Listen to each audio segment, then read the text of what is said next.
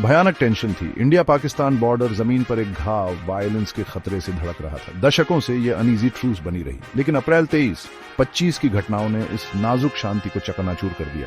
पहलगाम में हिमालय में बसा एक रिजॉर्ट टाउन एक कायराना हमले में 26 सिविलियंस मारे गए। ज्यादातर इंडियन टूरिस्ट्स विक्टिम्स बेकाबू होते कॉन्फ्लिक्ट के सिंबल्स बन गए। इंडिया ने पाकिस्तान पर उंगली उठाई। उन्होंने इस कार्नेज के लिए Pakistan based militant groups Jaish-e-Mohammed और लश्कर-ए-तैयबा को ब्लेम्ड किया। पाकिस्तान ने, जैसा कि उन्होंने पहले भी किया था, इन्वॉल्वमेंट से इनकार किया। लेकिन दुनिया देख रही थी अपनी सांसें रोककर। क्या यही वो चिंगारी होगी जो एक बड़ी आग लगा देगी? इंडिया ने रिस्पॉन्स का वादा किया, एक मेजर्ड और डिसाइसिव रिस्पॉन्स का।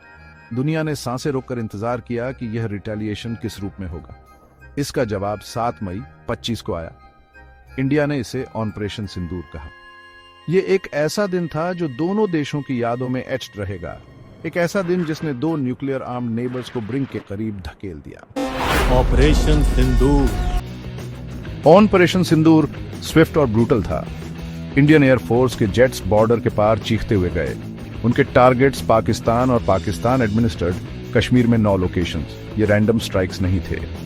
इंडिया ने दावा किया कि उन्हें मेटिकुलसली चोजन गया था। उन्होंने कहा कि हर साइट टेररिस्ट एक्टिविटी का हब था। ट्रेनिंग कैंप, एम्यूनिशन डंप्स और सेफ हाउसेस सब उनके निशाने पर थे। सबसे audacious strike Muzaffarabad, Pakistan administered Kashmir की राजधानी पर की गई। धमाकों ने रात को चीर दिया, पूरे शहर में शॉकवेव्स भेज दिए। एक ब्लास्ट ने एक मॉस्क सेमिनरी को पुल्वराइज्ड कर दिया। इंडिया ने दावा किया कि यह मिलिटेंट्स के लिए ट्रेनिंग ग्राउंड था। पाकिस्तान ने फाउल क्राइड किया, यह कहते हुए कि यह एक प्लेस ऑफ वर्शिप था। सच्चाई धुएं और मलबे में छिपी, पता लगाना मुश्किल था। दुनिया ने अलार्म के साथ रिएक्ट किया। न्यूक्लियर वॉर का खतरा, एक चिलिंग पॉसिबिलिटी जो दशकों से इस रीजन को परेशान कर रही थी, पहले से कहीं ज्यादा बड़ी हो गई। यूनाइटेड नेशंस ने रिस्ट्रेंट के लिए कहा। दुनिया के लीडर्स ने सिचुएशन को डिफ्यूज करने के लिए स्क्रैम्बल किया। वॉशिंगटन से बीजिंग तक मैसेज क्लियर था, D escalate now. United states, हमेशा की तरह मीडिएटर, खुद को एक डिफिकल्ट पोजीशन में पाया। पाकिस्तान के साथ उनका लॉन्ग स्टैंडिंग अलायंस स्ट्रेन्ड था। इंडिया के साथ उनकी ग्रोइंग स्ट्रेटेजिक पार्टनरशिप स्टेक पर थी। प्रेसिडेंट ट्रंप, अपने अनप्रेडिक्टेबल प्रोनाउंसमेंट्स के लिए जाने जाते हैं, ने दोनों पक्षों से रिस्ट्रेंट दिखाने का आग्रह किया।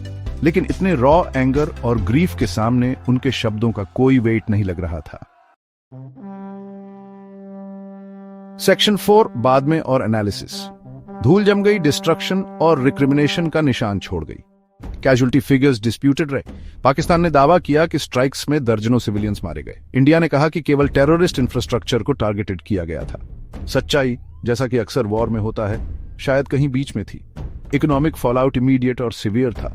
पाकिस्तान की ऑलरेडी फ्रैजाइल इकोनॉमी ब्रिंक पर आ गई। पाकिस्तानी रूपी की वैल्यू प्लमेटेड हो गई।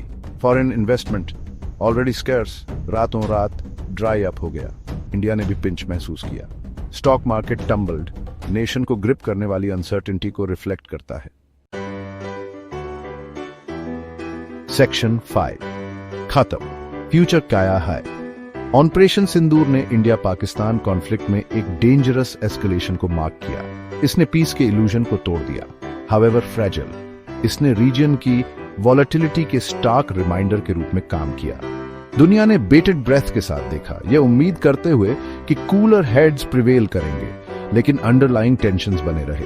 कश्मीर का डिस्प्यूटेड टेरिटरी फ्रिक्शन का एक कांस्टेंट सोर्स, एक लॉन्ग शैडो कास्ट करता रहा। फर्दर वायलेंस का खतरा, एक ऐसे कॉन्फ्लिक्ट का जो स्पाइरल आउट ऑफ कंट्रोल हो सकता है, ऑल टू रियल बना रहा। इंडिया और पाकिस्तान दोनों के लिए फ्यूचर पहले से कहीं ज्यादा अनसर्टन लग रहा था।